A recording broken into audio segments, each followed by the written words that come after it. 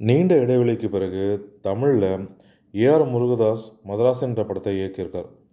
இந்த படத்தில் ருக்மணி வசந்த், வித்யுத் ஜமால், சபீர் விக்ராந்த் உள்ளிட்டோர் நடித்திருக்காங்க சிவகார்த்திகேயனோடு சேர்ந்து. முக்கிய கேரக்டர்களில் இவங்கெல்லாம் நடித்து கவனத்தையும் ஈர்த்திருக்காங்க. இந்த திரைப்படம் வெள்ளிக்கிழமைக்கு போன வாரம் வெளியானது. உலகெங்கும் இருக்க திரையரங்களில் வெளியானது. அது மட்டும் இல்லாமல் நல்ல வரவேற்பு கிடைத்துட்டு வருது தற்போது வரைக்கும். குறிப்பாக படத்தில் ரெண்டாம் பாதி மிகவும் விறுவிறுப்பாக போகிறதாக ரசிகர்களும் குறிட்டும் வராங்க. படத்தில் என்னதான் லாஜிக் ஓட்டைகள் மிஸ்டேக்கள் இருந்தாலுமே படம் அதையெல்லாம் மறக்கிற மாதிரி இருக்குது செகண்ட் ஹாஃப் எல்லாமே.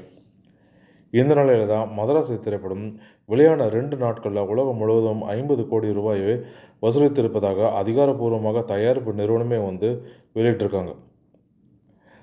படத்துக்கு நல்ல வரவேற்பு கிடைக்கிறதுனால வரும் வாரங்கள்லேயுமே இதனுடைய வசூல் அதிகரிக்கும்னு எதிர்பார்க்கப்படுது. மேலும் இது போன்ற தமிழ் சினிமா தொடர்பான சுவாரஸ்யமான தகவல்களுக்கு தமிழ் சினிமா யூடியூப் சேனலை பார்க்கும். நன்றி, வணக்கம்.